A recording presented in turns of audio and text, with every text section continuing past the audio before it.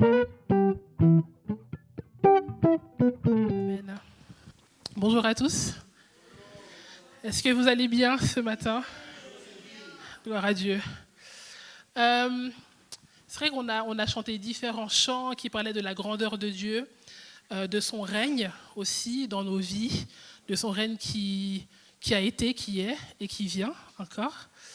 Et puis, ce matin, on va parler de l'autorité.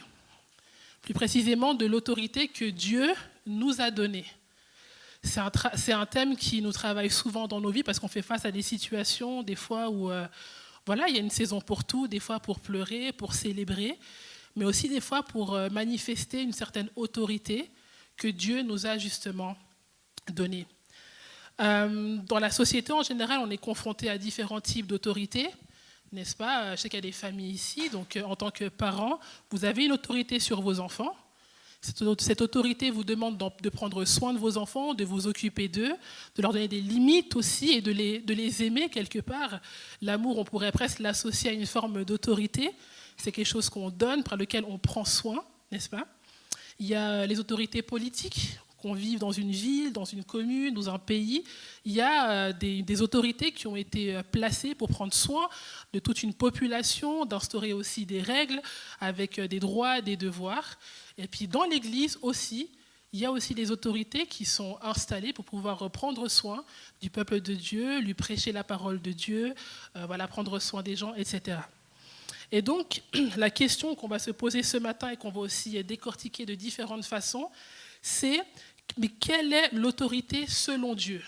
Des fois, on peut avoir une conception toute faite de l'autorité, mais quelle est l'autorité selon Dieu?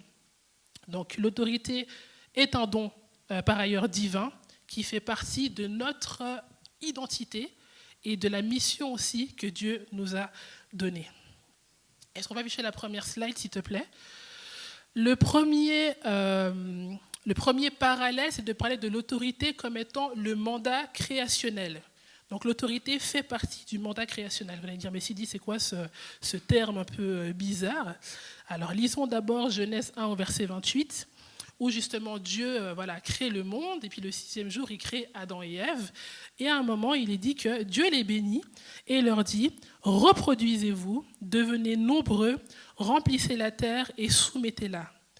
Dominez sur les poissons de la mer, sur les oiseaux du ciel et sur tout animal qui se déplace sur la terre. » Alors là, j'ai mis la photo d'un éléphant, pour qu'on se rende compte de ce que ça signifie quand Dieu dit, voilà, dominer sur tout animal qui se déplace sur la terre. Des fois, on aime bien, vous savez, dominer peut-être sur des fourmis, dominer sur des petits trucs, mais c'est aussi des éléphants, n'est-ce pas? Et puis, je ne sais pas si vous avez déjà maîtrisé un éléphant dans votre vie, de dire, voilà, va de ce côté, va là-bas, mais il y a des gens qui le font. Je ne sais pas si certains d'entre vous sont déjà allés, je ne sais pas, en Thaïlande ou comme ça, mais il y a des gens qui dressent des éléphants, qui ont une autorité, qui ont réussi à leur faire certaines choses.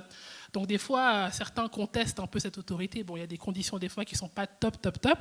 Mais en tout cas, l'être humain, dans la volonté de Dieu, a une autorité qui fait partie vraiment de son ADN spirituel. N'est-ce pas?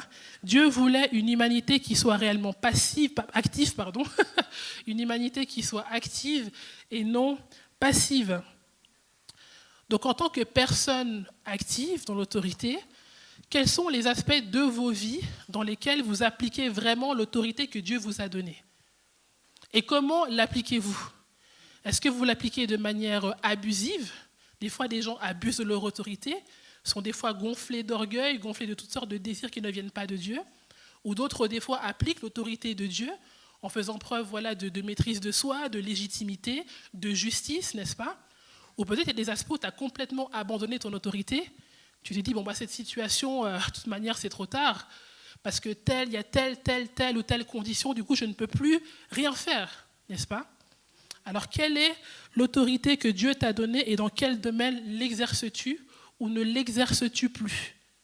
Je pose ça là, on y reviendra, sachant que ça fait partie de ton ADN spirituel et du dessein originel de Dieu pour ta vie, pour notre vie.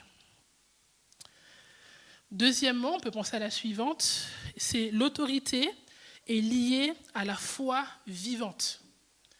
Dans Matthieu 11 au verset 23, Jésus dit, je vous le dis en vérité, si quelqu'un dit à cette montagne, retire-toi de là et jette-toi dans la mer, et s'il ne doute pas dans son cœur, mais croit que ce qu'il dit arrive, il le verra s'accomplir. Donc l'autorité spirituelle découle aussi de la foi vivante. Ce n'est pas de la magie, genre abracadabra, jette-toi dans la mer. Ce n'est pas ce que Dieu nous demande de faire, n'est-ce pas? Mais il s'agit vraiment d'une confiance totale qu'on a en Dieu. On fait confiance à Dieu et selon sa parole, on agit, on parle avec autorité et les choses arrivent. Donc Jésus, en parlant de déplacement de cette montagne, ça symbolise que l'impossible est capable d'arriver. Donc quand on applique son autorité, on peut aussi appeler à l'existence des choses qui ne sont pas. N'est-ce pas? Est-ce que vous croyez à ça? Est-ce que vous le vivez? Ah, là, les réponses étaient un peu... Je ne vous juge pas, hein? Je me prêche aussi à moi-même. Mais oui, donc c'est l'autorité par la foi permet aussi l'impossible.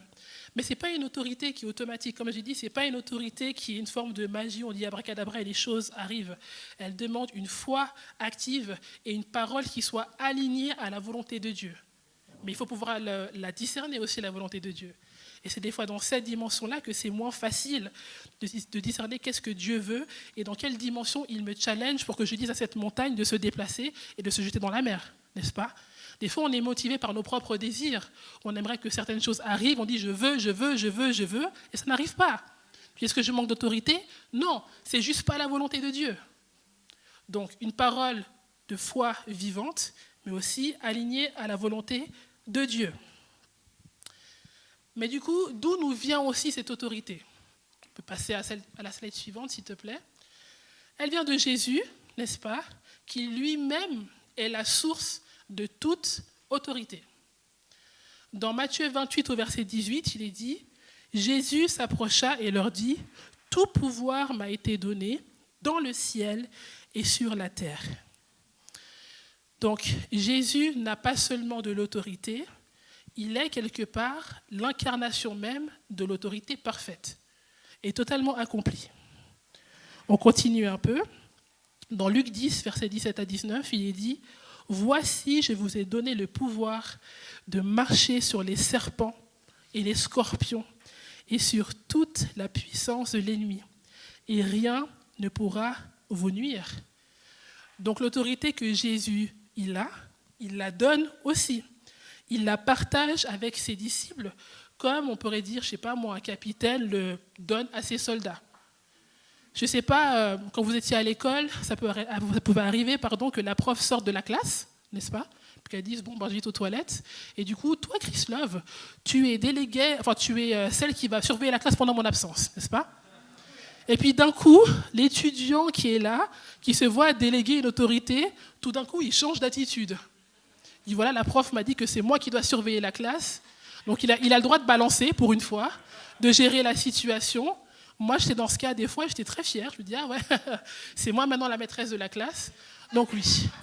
Donc le fait que Jésus qu'il soit l'autorité et qu'il la délègue, ça fait que ceux à qui il a délégué reçoivent son autorité. N'est-ce pas? Donc ce n'est pas une autorité que tu as toi en tant que personne, mais tu l'as par rapport à la personne qui te l'a donnée. On y reviendra un petit peu, mais je m'arrête déjà là. Mais dans ce verset de Luc 10 au verset 17 à 19, il dit aussi que cette autorité nous permet que les démons nous obéissent. Il dit aussi le pouvoir de marcher sur l'ennemi. Je ne sais pas si on réalise ce que ça signifie. Que des fois, on lit des versets, on se dit « Ah ouais, gloire à Dieu, j'ai le pouvoir de marcher sur les scorpions, les serpents. » Essayez une fois. N'est-ce pas?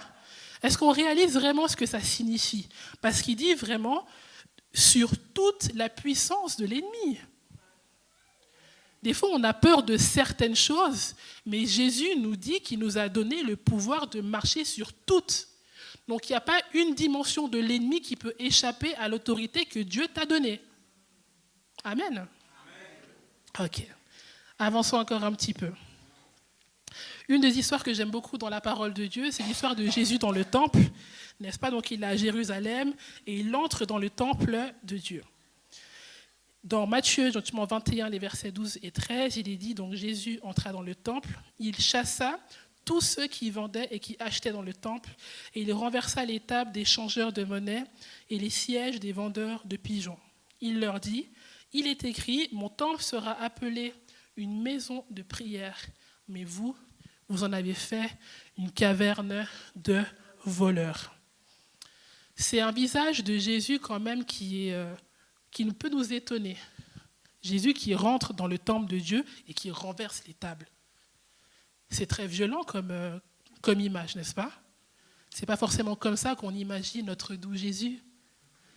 Dis Jésus-Christ, je repense à ton sacrifice. Ah ouais, mais Jésus il renverse des tables aussi en fait.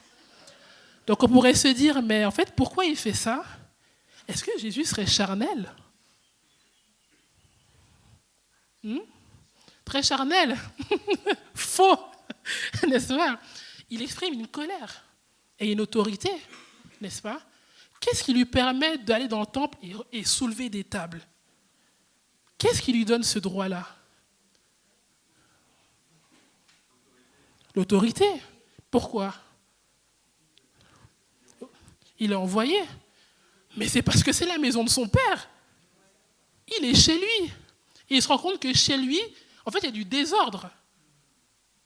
Donc, ce n'est pas juste une autorité charnelle. Oui, je ne suis pas content. Il dit non, en fait, là, c'est chez moi. Et il le dit clairement. Ma maison sera appelée une maison de prière. Il dit ma maison.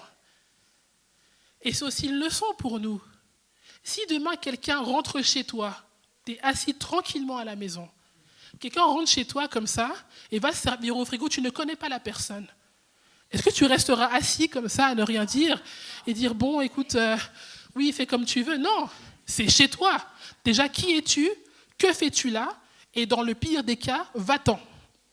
Parce que c'est chez toi, tu payes ton loyer, l'appartement est à ton nom des fois, donc tu chasses la personne. Et Jésus, c'est ce qu'il fait. Il se rend compte que l'utilité pour laquelle le temple a été créé a été détournée. Parce que c'est son père qui a voulu cet endroit pour une raison précise et ce n'est pas respecté.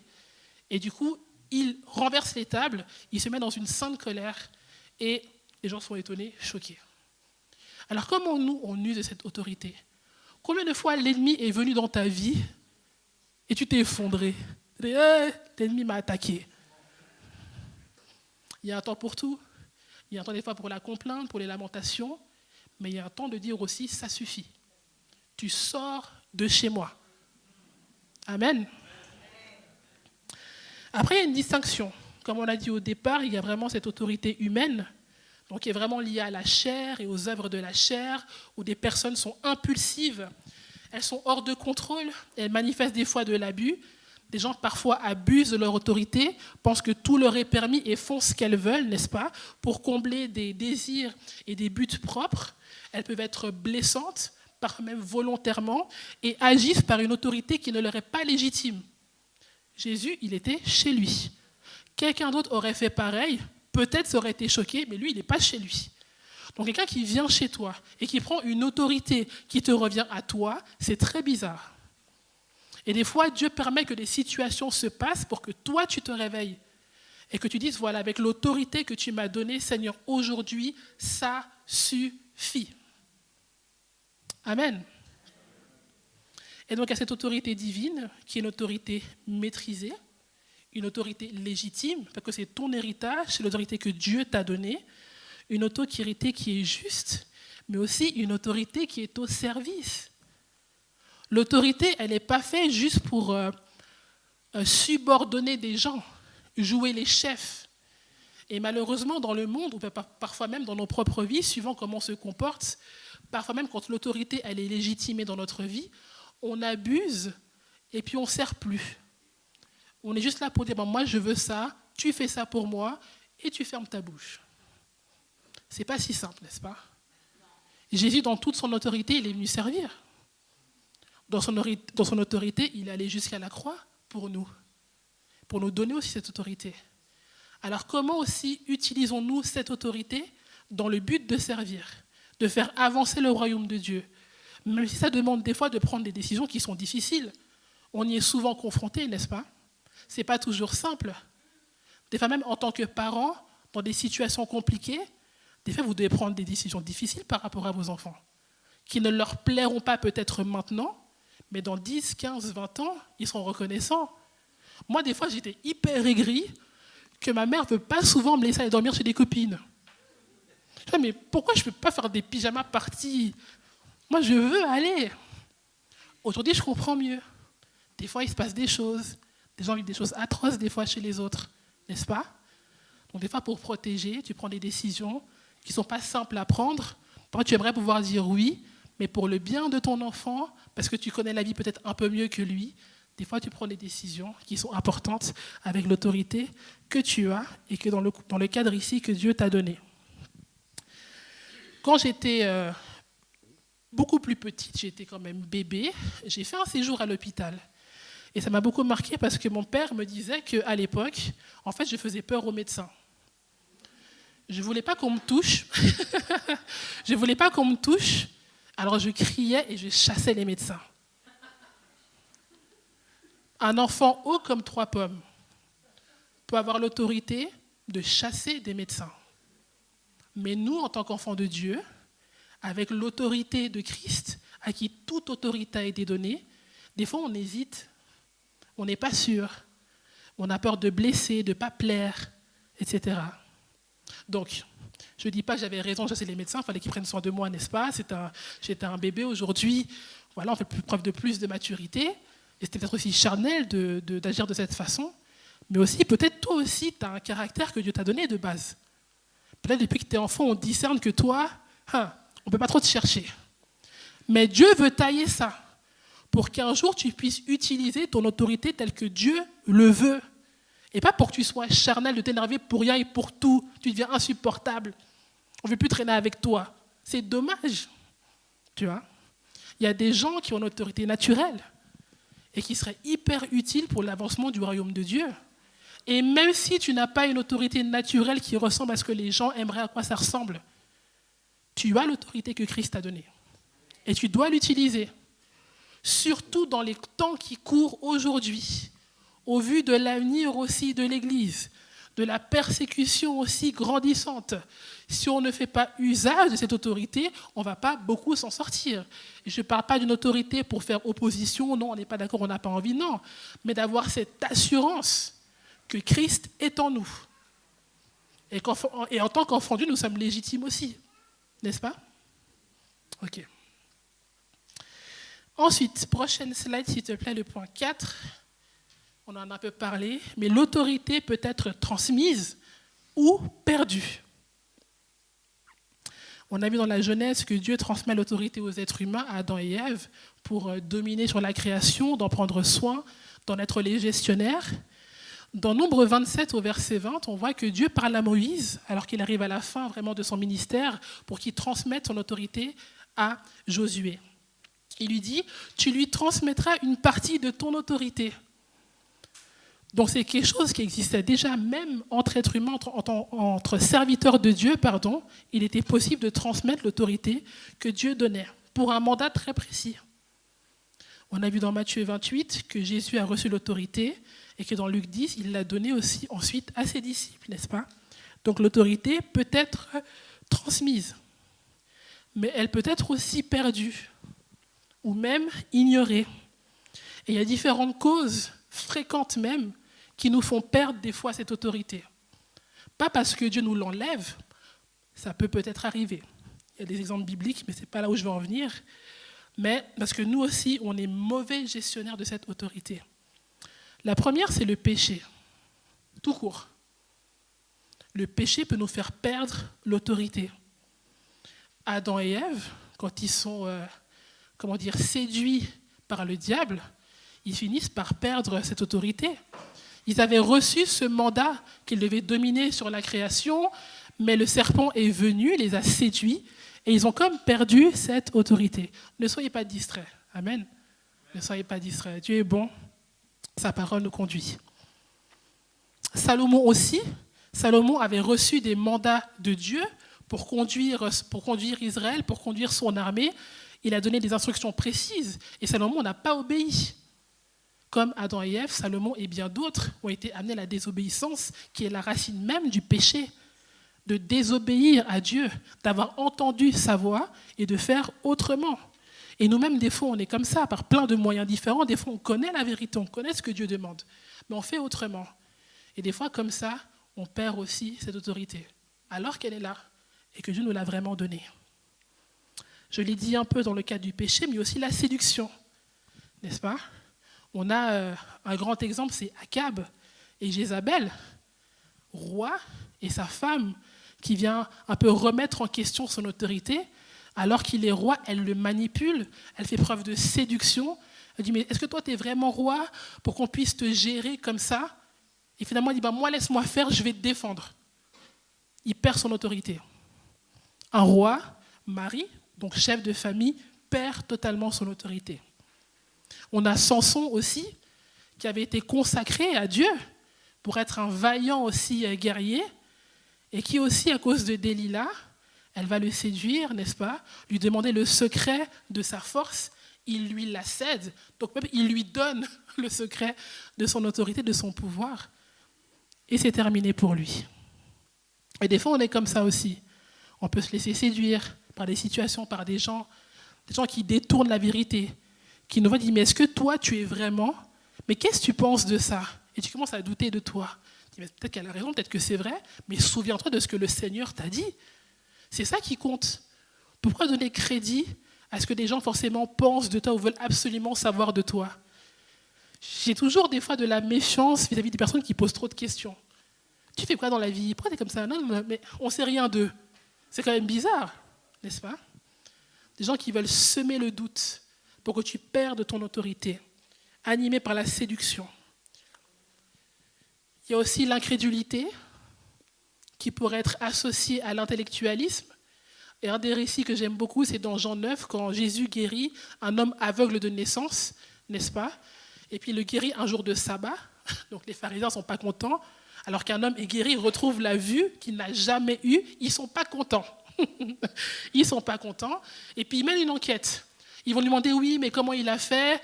Oui, il a pris de la boue, il m'a dit d'aller à Siloé pour me laver, j'ai retrouvé la vue. Ah, c'est pas normal. Ils vont voir ses parents, ils reviennent vers lui, ils l'intègrent. Je la mets.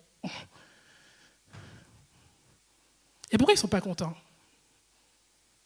Parce qu'ils n'arrivent pas à manifester la même autorité que Jésus manifeste. Essaye de raisonner. Oui, mais ça ne rentre pas dans les codes de la loi, parce que tu sais, il y a A plus B qui devrait se passer. Et j'aime beaucoup la réponse de cet aveugle. À un moment donné, il l'interroge, il dit, écoutez, je sais une chose, j'étais aveugle, maintenant je vois.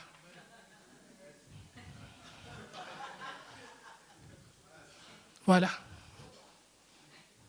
Il garde sa guérison. Mais des fois, on peut être un peu comme ça. On vit des situations inexpliquées. On commence à dire, mais est-ce qu'elle est vraiment guérie? Mais quand Dieu s'est manifesté, il s'est passé ça, mais ça devrait être... Et jusqu'à quand?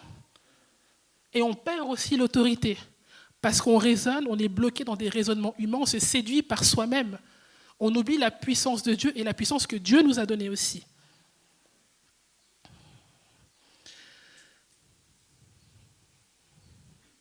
J'ai mis une photo, on voit un policier, un peu l'uniforme qu'on voit dans les films, policier américain, mais c'est pour faire référence aux forces de l'ordre, que ce soit des policiers, des militaires, des douaniers. Ce sont des personnes qui sont mandatées, n'est-ce pas, par l'État pour prendre soin des gens et pour faire respecter aussi l'ordre. Mais ce n'est pas des gens qui ont une autorité pour eux-mêmes, n'est-ce pas? Ils ont un uniforme qui symbolise leur autorité, mais eux ont une autorité qui leur est déléguée. Donc imaginez un policier qui vient vous arrêter avec crainte un peu. Ah, bonjour, excusez-moi, je ne voulais pas vous déranger, mais s'il vous plaît, vous pouvez me donner juste votre... Tu dis, mais... Même toi, tu commences à avoir pitié. Tu dis, mais il n'a pas d'assurance, il est policier. Tu peux même le dribbler pour passer au-delà du contrôle. Tu dis, bon, il ne s'assume même pas, je fais ce que je veux.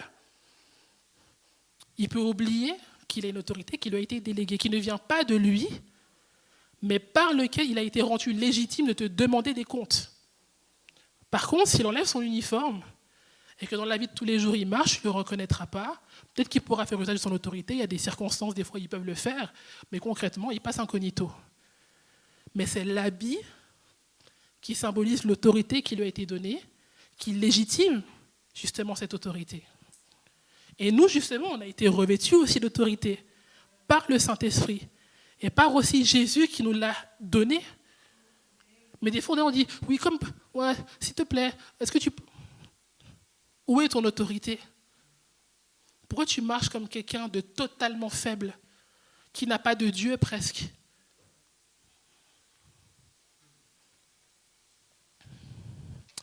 Donc de la même manière, notre autorité ne vient pas de notre nom, mais du nom de Jésus. Peu importe qui tu es, tu peux être inconnu, timide, avoir peut-être même les pires défauts du monde. Si tu portes vraiment le revêtement de Jésus, son autorité, la puissance du Saint-Esprit, l'enfer te reconnaîtra. Et peut-être que les combats que tu vis sont dus à ça. Mais tu te sens tellement accablé que tu es encore en train de mendier. Alors qu'il faut juste que tu saisisses cette autorité et que tu en uses de la bonne façon. Avant-dernière slide, s'il te plaît. On voit que Jésus a pleinement exercé cette autorité. Donc l'autorité que Jésus nous a déléguée, c'est quelque chose que lui-même, il a vécu, n'est-ce pas? On voit qu'il chasse les démons, il l'a chassé. Il le fait toujours.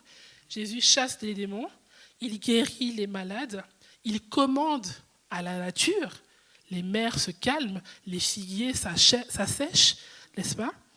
Il fait des disciples, donc lui aussi est dans son mandat créationnel, parce qu'il se multiplie. C'est ça ce principe.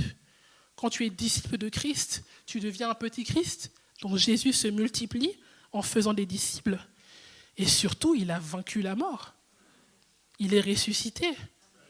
Une autorité pleinement incarnée. Dans Marc 16, les versets 15 à 18, puis il dit à ses disciples, « Allez par tout le monde et prêchez la bonne nouvelle à toute la création. Celui qui croira et qui sera baptisé sera sauvé, mais celui qui ne croira pas sera condamné. Voici les miracles qui accompagneront ceux qui ont cru. En mon nom, ils chasseront les démons, ils parleront de nouvelles langues, ils saisiront des serpents. S'ils boivent quelques breuvages mortels, il ne leur fera point de mal. Ils imposeront les mains aux malades et les malades seront guéris. » Quelle dimension d'autorité! Est-ce que vous réalisez que c'est notre héritage, vraiment? Peut-être que tu le sais, mais est-ce que c'est descendu? Voilà, que ça puisse secouer tes entrailles. C'est ma prière pour nous ce matin. Donc ce n'est pas une autorité qui est réservée aux anciens, aux pasteurs, aux apôtres ou je ne sais pas qui. C'est dit, elle est pour ceux qui croient. Pour ceux qui croient. Marie-France, tu crois en Jésus? Tu peux chasser les démons. Tu peux guérir des malades. Toi, tu crois, Donata, aussi en Jésus? Tu peux aussi te saisir de serpents. Tu peux le faire. Antonio, tu crois? Tu peux faire pareil. C'est pour ceux qui croient. Ma question c'est, est-ce que nous croyons? Ça, c'est toute la question. Donc, ce n'est pas une accusation. On va aussi prier pour ça. Mais je crois que Dieu veut aussi nous interpeller ce matin à se saisir vraiment de notre autorité. Est-ce que Donata, tu peux venir? On va dans quelques temps prier. Mais je voulais aborder une dernière dimension, peut-être dernière slide, que c'est une autorité à vivre dans l'humilité.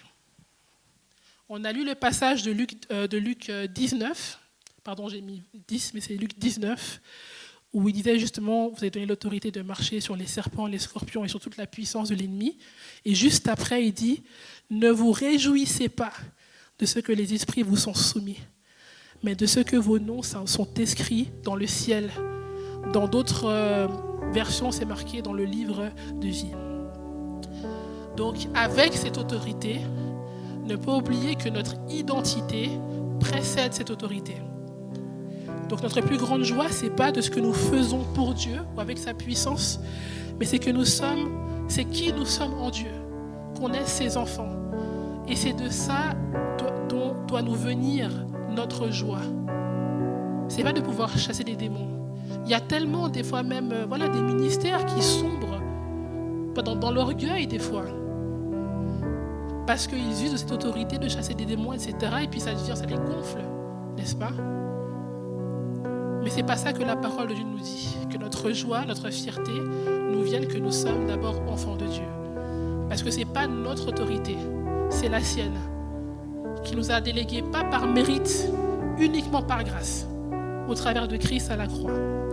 Donc on est vraiment invité à marcher avec assurance, mais aussi avec humilité, de ne pas chercher vraiment le spectaculaire, mais d'être fidèle dans ce que Dieu, au travers de Jésus, nous a donné. Donc je résume un peu que cette autorité, elle est ancrée depuis la création. C'est vraiment notre ADN spirituel originel, que c'est activé aussi par la foi ou dans la foi, que cette autorité, elle est fondée sur Jésus, qu'elle est transmise aux croyants, que c'est pour tous ceux qui croient, n'est-ce pas, et qu'elle est à vivre dans l'assurance, mais aussi dans l'humilité. Amen. Je vous invite à vous lever, on va prier. J'avais vraiment à cœur ce matin parce qu'on vit différentes situations personnelles, en famille, ou même en tant qu'Église. Et comme je l'ai dit au départ, il y a un temps pour tout. Il y a un temps vraiment pour pleurer, il y a un temps pour se réjouir. Et peut-être que tu as versé des larmes depuis des mois par rapport à une situation. Mais j'avais vraiment à cœur de dire à quelqu'un, peut-être qu'il est temps que tu manifestes vraiment cette autorité. De dire, voilà Seigneur, j'ai pleuré, j'ai demandé. Ok. Comme il est dit, demandez, vous recevrez, frappez, on vous ouvrira. Enfin, cherchez, vous trouverez, pardon. Et après, frappez et l'on vous ouvrira. Il y a la dimension vraiment du demander. Tu demandes, s'il te plaît, tu pleures même. Dimension où tu cherches la solution. Tu es là, tu es un peu plus actif. Maintenant, il faut frapper. Je ne sais pas si on a déjà frappé à votre porte pour une urgence. S'il y a le feu, on frappe. Tu mets des coups de poing. Tu dis là, il faut que ça dégage. Alors, je ne sais pas dans quelle situation tu te trouves chez toi, si c'est tes enfants, ton couple, ta famille, ton travail. Mais je prie vraiment qu'en tout cas aujourd'hui, que quelque chose en toi soit activé, afin que tu puisses manifester l'autorité que Dieu t'a donnée. Sincèrement, comment dire, on s'en fiche de ce que ton voisin peut penser. C'est ta situation, c'est ta destinée. Il y a des choses que moi, je ne pourrais jamais faire pour toi ou personne d'autre. L'autorité que Dieu m'a donnée, c'est la même que lui t'a donnée. Des fois, on veut dépendre des autres. Peut-être c'est nécessaire, des fois, oui, comme les amis du paralytique qui l'ont amené à Jésus. Peut-être toi, tu n'es plus un paralytique depuis longtemps. Tu te comportes comme tel, mais tu n'es plus un paralytique. Tu es bien debout, tu as tes deux jambes. Utilise son autorité. Amen. Alors, prions au nom puissant de Jésus-Christ.